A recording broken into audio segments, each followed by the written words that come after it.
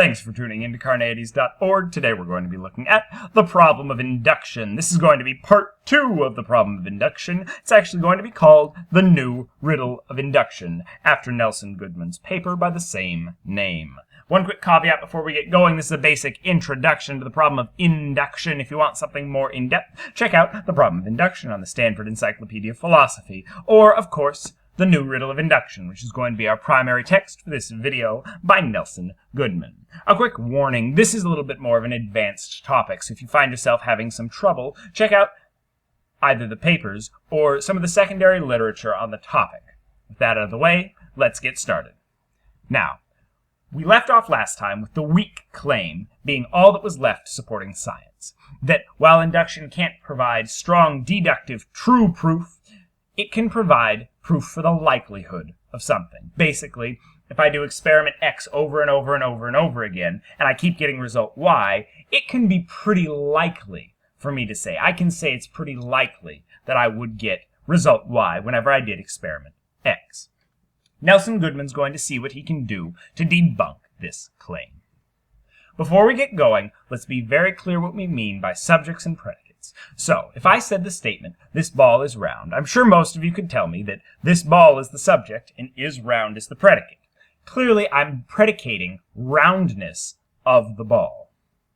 I'm predicating tastiness of the apple, woodenness of the tree, and furriness of the dog. The question that Goodman's going to ask is, what predicates can we use on basis of induction to make generalizations, such as all balls are round?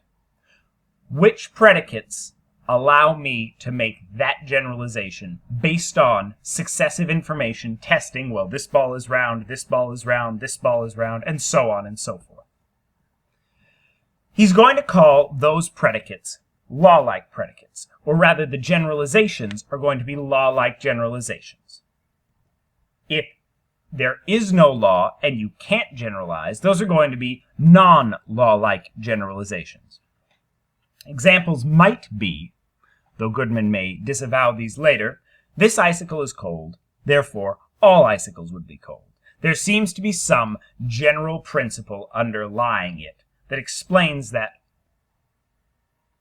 these swans are monogamous, all swans are monogamous. Once again, there seems to be some general principle, some law-like rule to allow us to make that generalization. Non-law-like generalizations, on the other hand, would look like the last 3 men who walked into this bus have glasses.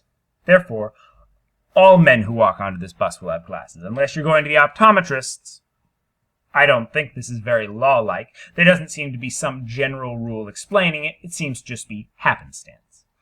The 4 women in this elevator have 2 sisters each. Therefore, the next woman to enter the elevator will have 2 sisters. Having 2 sisters does not seem to be a predicate that can predict what's going to happen next. It's not something that can create a law-like generalization. So let's look at Goodman's argument. He's going to say that induction only works when the predicates form law-like generalizations. We cannot tell which predicates will form law-like generalizations. Therefore, we cannot tell when induction works and when it does not. The premise, of course, that Goodman needs to provide some support for is premise number 2. He's going to do that with a famous thought experiment involving emeralds and the color Grue. So, imagine that we're trying to do some science involving emeralds. We have found all emeralds so far have been green. We believe that green is a predictable predicate of emeralds, and therefore we're going to conclude that all future emeralds are going to be green, or at the very least that it's likely they're going to be green.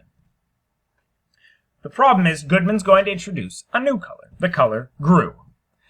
Grue is defined as anything that is Grue will be green until sometime t and blue ever after. Imagine on a timeline, you have a series of emeralds.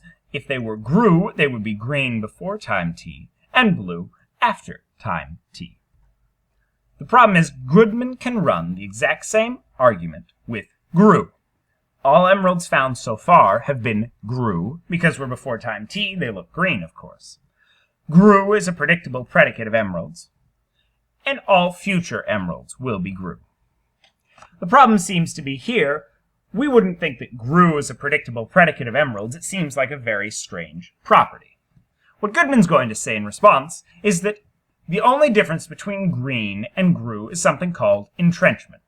Basically, we're used to using words like green and blue to describe colors, but that's only a subject of convention. We're just really used to doing that. If we were used to using bleen and Grue instead to describe colors, we would find green and blue to be very strange predicates to use and very disjunctive and weird. We would think that bleen and Grue are, in fact, the predictable predicates, whereas green and blue are nonsense. Therefore, Goodman says that because we cannot tell which predicates will form law-like generalizations, because we can predicate two things of emeralds, so we can't tell which one is the actual law-like generalization. We cannot tell when induction is working and when it is not. We cannot tell which conclusions are going to be correct and which ones are going to be based on predicates that have non-law-like generalizations that are not, in fact, predictable predicates. Therefore, induction does not work as a way to gain knowledge. In honor of the riddle of induction and the lovely colors we've been talking about, I will leave you with a riddle of my own. What looks green with 3, burns red with 2, and wallows blue with 1? Submit your answers and find more videos at Carneades.org. Stay skeptical, everybody.